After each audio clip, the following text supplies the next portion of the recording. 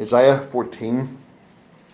Just want us to look at a couple of passages over the next couple of weeks that refer to the fall of Satan. It's a subject you don't often hear much about, but there are these couple of passages, one here in Isaiah and the other in Ezekiel, and I just want us to look at them together, and I trust that we'll be able to glean something from them, just in regard to the fall of Satan and how that came about and the lessons that we can learn from that, even for ourselves. But Isaiah 14 and verse 12, it says, "How art thou fallen from heaven, O Lucifer, son of the morning? How art thou cut down to the ground, which didst weaken the nations? For thou hast said in thine heart, I will ascend into heaven, I will exalt my throne above the stars of God, I will sit also upon the mount of the congregation in the sides of the north. I will ascend above the heights of the clouds, I will be like the Most High. Yet thou shalt be brought down to hell, to the sides of the pit. They that see thee shall narrowly look upon thee and consider thee, saying, Is this the man that made the earth to tremble, that did shake kingdoms, that made the world as a wilderness, and destroyed the cities thereof, that opened not the house of his prisoners?" Amen. May the Lord just bless that reading to our hearts. This passage is speaking about the king of Babylon. Verse 4, we have that there. It says, "That thou shalt take up this proverb against the king of Babylon." Right, James?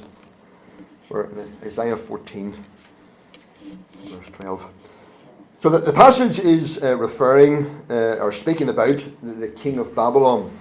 The Babylonian Empire had risen to be the greatest and most powerful empire of the time. And this meant that the king of Babylon was then the most powerful ruler of that time, most powerful ruler in all the world at that time. And so as we read these descriptions here in this passage, we need to keep that in mind. It's referring here to the king of Babylon. But we also need to keep in mind that many Old Testament prophecies have a double fulfillment. And we saw that when we looked just before Christmas at that passage in Isaiah 7 about a virgin conceiving and giving birth to a son. We saw that many of these Old Testament prophecies had a double fulfillment.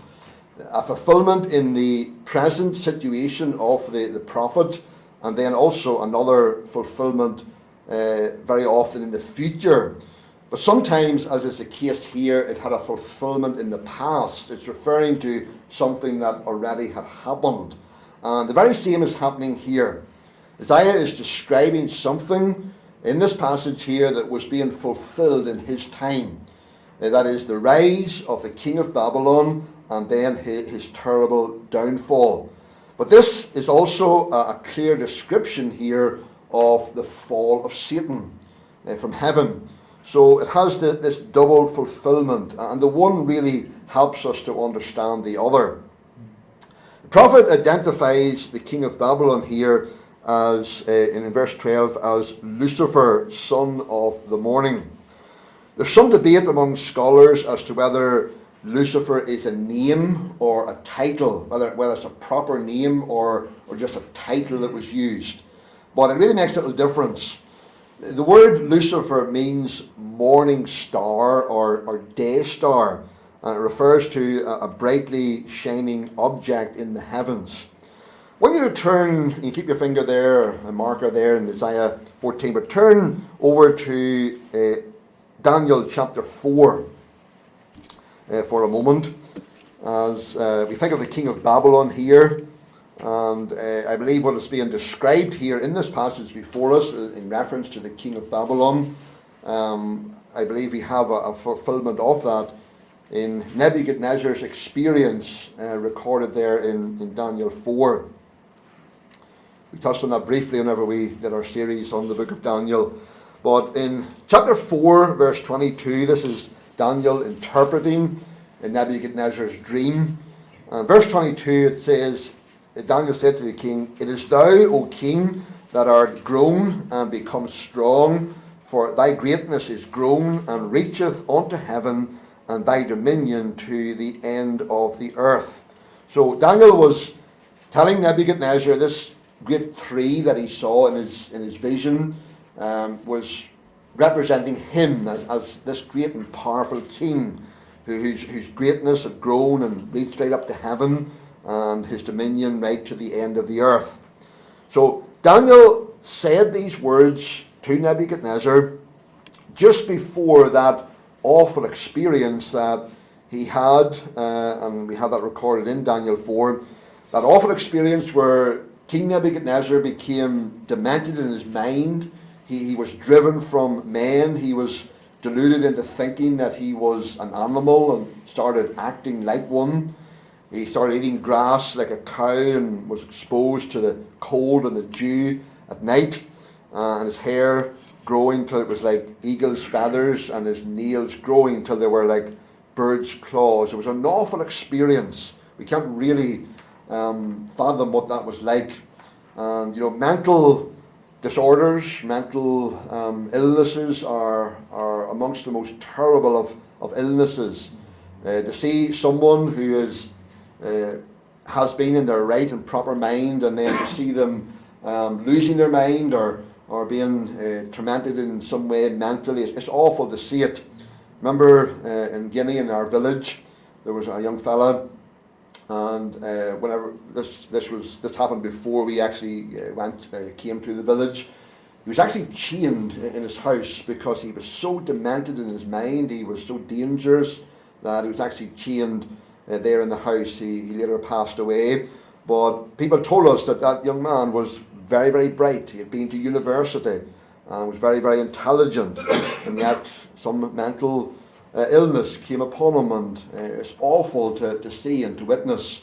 And Nebuchadnezzar's experience of being demented in his mind and what happened to him is awful, really. But Daniel had warned him. God, of course, was warning Nebuchadnezzar before that happened to him. Told him how great he was as a great and mighty king, and then warned him about what would happen to him if he didn't repent. But even after being warned of this, we read there in verse 28 of Daniel 4, it says, "All this came upon the king Nebuchadnezzar at the end of 12 months, as after a year, he walked in the palace of the king of Babylon. The king spake and said, Is not this great Babylon that I have built for the house of the kingdom by the might of my power and for the honour of my majesty?"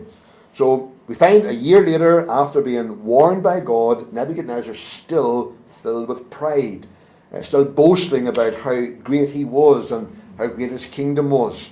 And then in verse 31, it says, "While the word was in the king's mouth, there fell a voice from heaven saying, O King Nebuchadnezzar, to thee it is spoken, the kingdom is departed from thee, and they shall drive thee from men, and thy dwelling shall be with the beasts of the field. They shall make thee to eat grass as oxen, and 7 times shall pass over thee, until thou know that the Most High ruleth in the kingdom of men, and giveth it to whomsoever he will." The same hour was the thing fulfilled upon Nebuchadnezzar. So the king of Babylon, who had been exalted to the very heavens in honour and glory, was suddenly brought down to the very depths, as low as is possible for any human to go. Whenever we read that experience that he went through, he went from the very heights, as it were, from heaven to the very depths, and as low as is possible to go. Nebuchadnezzar was smitten with the symptoms of a condition that is known as lycanthropy, and that word comes from 2 Greek words. One means lukos, meaning a wolf, and the other anthropos, meaning a man. And it's a mental disorder in which the patient believes that he's a wolf or some other animal, and Nebuchadnezzar, this is the condition that came upon him, and he started to act like an animal, like a beast, and he was driven out into the fields to live like one. You see, Nebuchadnezzar had been created by God like all the rest of mankind, created by God, created in the image of God. That meant that he was created for a relationship with God. And that's the same for all of us. It's the same for everyone. We were created by God, created to have a living relationship with God, and we can only know through fulfillment and contentment whenever we live for God and for His glory. Well, was that how Nebuchadnezzar was living? God had been so good to him, God had exalted him, given him this kingdom, most powerful in all the world. Was Nebuchadnezzar living his life to honour and to glorify God, the purpose for which he was created? No, he wasn't. He chose to live entirely for himself and for his own glory, and whenever he did that, he was choosing really to live like an animal. The animals weren't created in the image of God. They just do what is pleasing to them. They're not accountable to anyone. And so whenever people just live for themselves, shut God out of their lives, live entirely for their own glory, what they're really doing is they're living for they're just living for themselves, and they're just living as if they were animals. They're just living like the beasts do. And so that's what happened to Nebuchadnezzar. And because that's how he chose to live, God warned him then through this dream of the consequences of such a lifestyle. And Nebuchadnezzar was aware in the depths of his being that his lifestyle was like the beasts. No consideration of God, no consideration of his relationship to God. He knew within himself that he merited the judgment of God. He was very aware that he deserved to be judged by God. And then whenever God spoke to him, there in verses 31 to 32 of Daniel 4, saying to him, when the word was in the king's mouth, there fell a voice from heaven saying, O King Nebuchadnezzar, to thee it is spoken, the kingdom is departed from thee, and they shall drive thee from men, and so on, that describing that awful experience. Whenever God spoke to him, the voice of God acted almost like a trigger in his mind.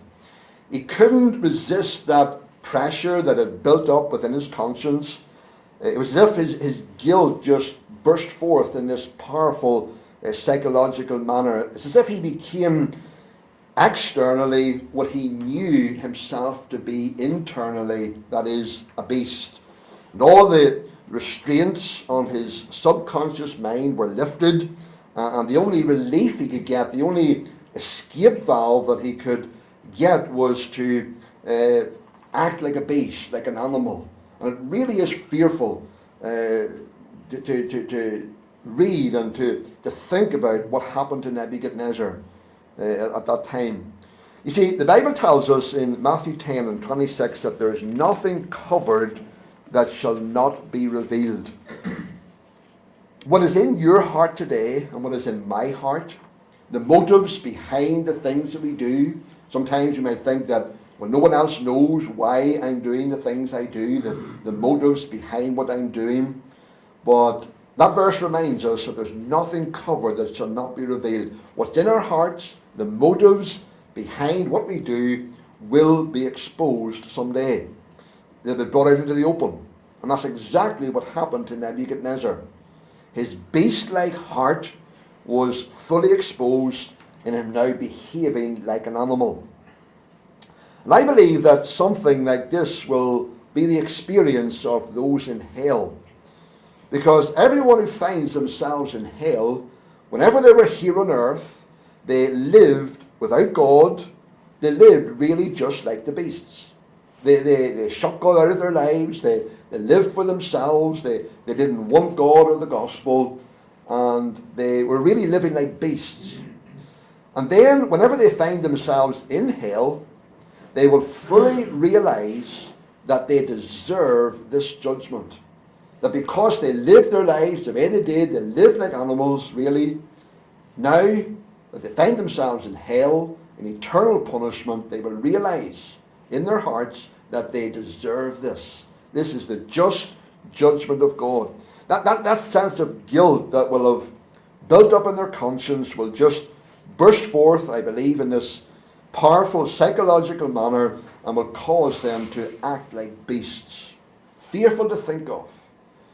And when we think of the reality of hell and what people are going to experience who die without the Lord, we can't really begin to take in what it's going to be like for them. But I believe the part of their punishment will be an experience, something similar to what Nebuchadnezzar experienced, being demented in their mind, acting like beasts, because that's how they lived their lives when they were here on earth. That's why the king of Babylon's judgment was pronounced in verse 15 of our passage in Isaiah 14.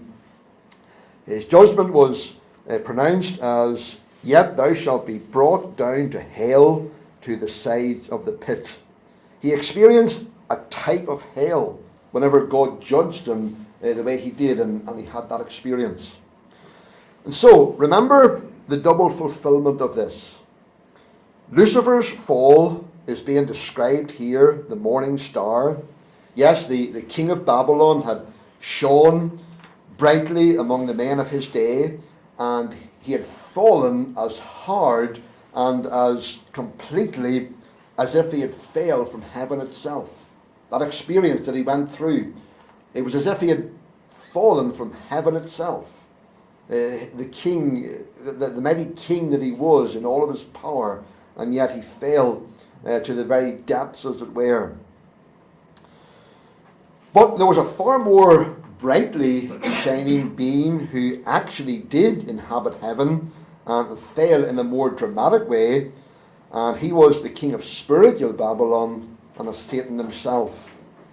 Satan, Lucifer, is described here as the son of the morning. And this is a title of glory and honor and beauty, which describes Lucifer very well before he fell. In Hebrew thinking, the expression son of something, it meant that that person was characterized by that thing. So Lucifer, in being described as the son of the morning, meant that he was characterized by the glory of the morning. You know, the morning is a glorious time. There are some people who wouldn't know that because they never get up in time to see it. But I love the morning. It's a glorious time, especially in the summertime when you look out and see the glory of the morning. There's just something about it. There's a glory about it. And so Lucifer, being described as the son of the morning, it really is saying that he was a glorious being. That's how God created him. He was a glorious being. Even Christ himself is described in Revelation 22 and 16 as the bright and morning star. And he was, as Hebrews 1 and 2 puts it, the brightness of the Father's glory and the express image of his person. Think of Christ's transfiguration, whenever his deity, I believe, shone through his humanity. And that's what the disciples witnessed there as he was transfigured before them. He was God in human flesh, and that glory that he had as God shone out through his humanity there as he was transfigured. But Lucifer, even though he was a created being and didn't have that glory in himself as Christ did as being God, but he was created with these glorious qualities. That's how God created him. He was really a glorious creature. And it's no wonder that we're told in 2 Corinthians 11:14 that Satan himself is transformed into an angel of light. Because Satan had these glorious qualities in himself whenever he was created before he fell, he knows how to use those things to now deceive us. He can make things appear to us like they are good, that they are things that will be a blessing and a help to us. That he makes things appear that they're good to us, but which really are evil and sinful and wrong. And that's how Satan deceives people, and especially our young people. He dangles before them things that seem attractive, seem things that seem good and glorious. It's because Satan was created, Lucifer was created with those qualities in himself, and even though he's now a fallen being, he still knows how to use things, how to deceive people by making things appear that they're glorious, but which are not, which are really for our destruction. We need to be so careful, because Satan is the master deceiver. He transforms himself into an angel of light, or a glorious angel, making things appear to us that they're good, when really they're evil. And it says, how art thou cut down to the ground? It's in verse 12. How art thou cut down to the ground? The illustration here is the felling, or the cutting down of a tree in the forest. Think of a mighty, tall, majestic tree in the forest. That tree is, you look at it, it reaches up to the heavens, it's glorious, it's majestic, it's just beautiful to behold. And think of that tree being cut down and lying flat on the ground. What a fall. Mighty, majestic tree being cut down, lying on the ground. What a fall. That's what Satan's fall was like. He was a mighty, glorious angel when God created him, created with these glorious qualities in himself, called the son of the morning. And yet, when he fell, what a fall. What a tragedy. The one who was created with such glorious qualities should fall from that great and high position. We will look next time, God willing, at Lucifer's sin and rebellion against God, how his fall came about. But how tragic to see how low sin can lay a person. And we've all witnessed it, and maybe to this day still see it in the lives of people whom we once knew, maybe started off well in life, but they allowed sin to get a hold in their lives in some way or another, and just made a mess of their lives. We all know people whose lives have just been messed by sin. How low sin can lay a person's life. That's the lesson, I believe, that we can, a powerful lesson we can learn from Satan's fall. He was created a mighty and glorious being, and yet what a terrible fall whenever he rebelled against God and fell from that glorious position that God gave him. And how careful we need to be that sin, pride, don't lay us low and cause us to fall, cause us to mess up our lives, as it were, and experience a terrible fall. And we have witnessed it even in professing believers who have tragically fallen because they have allowed sin to come in. May God help us all to guard against sin and pride, that we might be humble, walk with God, and that we might know his glory in our lives, walk with him, fulfill his purposes, what he wants us to be and what he wants us to do, and that our lives might ever glorify him. But we'll go on next week, God willing, to look at Lucifer's actual sin and rebellion and what caused that and how it came about.